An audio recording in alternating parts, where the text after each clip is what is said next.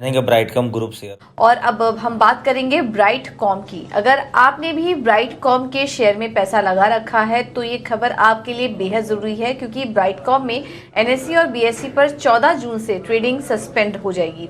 पूरी डिटेल्स के साथ अभिषेक सत्यव्रतन जुड़ चुके हैं। अभिषेक, बताइए क्या जानकारी है आपके पास, ब्राइटकॉम पर किस तरह का एक्शन लिया गया है? जी पूजा, ब्राइटकॉम सभी जानते हैं ये डिजिटल मार्केटिंग सॉल्यूशंस और आउटडोर एडवर्टाइजिंग वाली कंपनी है और लगातार ब्राइटकॉम में कुछ कुछ ऐसा होता है जिससे कहीं ना कहीं शक की सुई घूमती है और अब तो एक्शन भी ले लिया गया है। दरअसल एनएसई बीएसई ने 14 जून से ब्राइटकॉम में ट्रेडिंग सस्पेंड करने का फैसला किया है और ये ट्रेडिंग सस्पेंड हुआ है क्योंकि नॉन कंप्लायंस का मामला है। सीबी के मुताबिक 2014 से 15 तक 5 साल तक ब्राइटकॉम ने अपने खर्चों को घटाकर और मुनाफे को बढ़ा चढ़ाकर दिखाया। एक ये मामला है। दूसरा मामला ये है कि अभी मार्च तिमाही तो आप छोड़ दीजिए, सितंबर तिमाही और दिसंबर तिमाही के नतीजे भी अभी तक ब्राइटकॉम में जारी नहीं किए हैं। तो एक मसला ये बनता है। और यही नहीं, अकाउंटिंग एंट्रीज में करीब करीब 1280 करोड़ रुपए की रकम में गड़बड़ी भी मिली है सीबी को जांच में और इसके चलते यह फैसला लिया गया है। आपको बता दें कि करीब करीब 6.25 लाख रिटेल निवेशक हैं जो अब अपने आप को थोड़ा ठगा हुआ महसूस कर रहे होंगे और उनकी जो हिस्सेदारी है वो है करीब करीब 38% के आसपास का। अच्छा, अब ये है कि आगे क्या होगा ब्राइटकॉम में।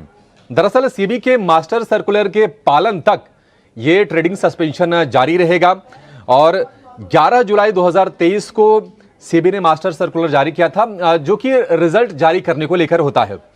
यही नहीं, अब सस्पेंशन के 15 दिन के बाद ट्रेड फॉर ट्रेड बेसिस पर इस शेयर में ट्रेडिंग होगी और हफ्ते के पहले दिन सिर्फ 6 महीने तक हर हफ्ते के पहले दिन इसमें ट्रेडिंग होगी। तो थोड़ी सी दिक्कत की बात है क्योंकि अब तो शायद ये शेयर जो है लगातार लोअर सर्किट भी यहां से दिखाता रहेगा। लेकिन एक चीज और है कि सस्पेंशन के दौरान प्रमोटर जो है अपना स्टेक कंपनी में और उनके पास डीमेट में जो भी सिक्योरिटीज जो भी शेयर हैं उसको वो बेच नहीं पाएंगे, उसका वो ट्रांजैक्शन नहीं कर पाएंगे। अच्छा, ब्राइटकॉम ग्रुप ने सफाई भी दी है। उन्होंने कहा है कि एनएसई की ट्रेडिंग सस्पेंशन से बचने का पूरा भरोसा है और कंपनी पूरी कोशिश कर रही है, इस पर काम चल रहा है कि 11 जून तक नतीजे को जारी कर दिया जाए, कम से कम दूसरी और तीसरी तिमाही के।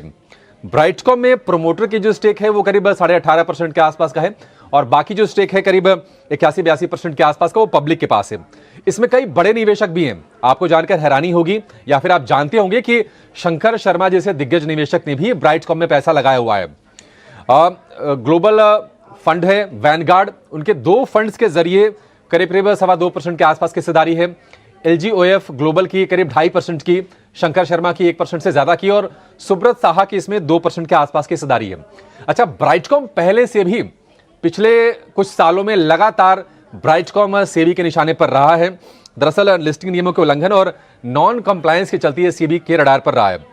फरवरी में प्रमोटर और चेयरमैन सीएमडी सुरेश रेड्डी के खिलाफ सेबी ने एक्शन लिया था इसी फरवरी में और उनके ऊपर अगली नोटिस तक कोई भी डायरेक्टर पद को होल्ड करने पर रोक लगा दी थी। इसके अलावा कंपनी पर भी सिक्योरिटीज मार्केट में डील करने पर रोक लगी थी। अगस्त 2023 में 24 लोगों पर फंड्स के राउंड ट्रिपिंग का आरोप लगा था और उसमें शंकर शर्मा का भी नाम था। लेकिन शंकर शर्मा समेत 4 लोगों को बाद में सेबी से राहत मिल गई कि चाहे तो वो कंपनी में अपनी हिस्सेदारी बेच सकते हैं। अक्टूबर 2022 में FY19 से लेकर FY21 तक जो पूंजी जुटाई गई थी उसको लेकर शिकायतें मिली और कंपनी से जुड़ी एंटिटीज को प्रेफरेंशियल इशू किया गया था और जुटाई गई पूंजी को सब्सिडरीज को लोन के तौर पर दिया गया था। तो तमाम कई मामले हैं जिसको लेकर ब्राइटकॉम को लेकर थोड़े संदेह रहे हैं। सेबी को रेगुलेटर ने एक्शन भी लिया है, लेकिन ये बड़ा एक्शन और निश्चित तौर पर ये रिटेल निवेशकों के लिए 6.25 लाख जो रिटेल निवेशक हैं उनके लिए बड़ा झटका है। ब्राइटकॉम ने सफाई जरूर दी है, लेकिन देखना होगा कि वो कंप्लायंस कर पाते हैं या नहीं कर पाते हैं। जी हाँ, रिटेल इन्वेस्टर्स के लिए बड़ा झटका है। एनएसई और बीएसई ने ट्रेडिंग सस्पेंड कर दिया है ब्राइटकॉम ग्रुप का और ये पहली बार नहीं कि सेबी ने कुछ एक्शन लिया हो कंपनी के अगेंस्ट। अभिषेक, बहुत बहुत शुक्रिया हमारे साथ पूरी डिटेल्स लेकर जुड़ने के लिए।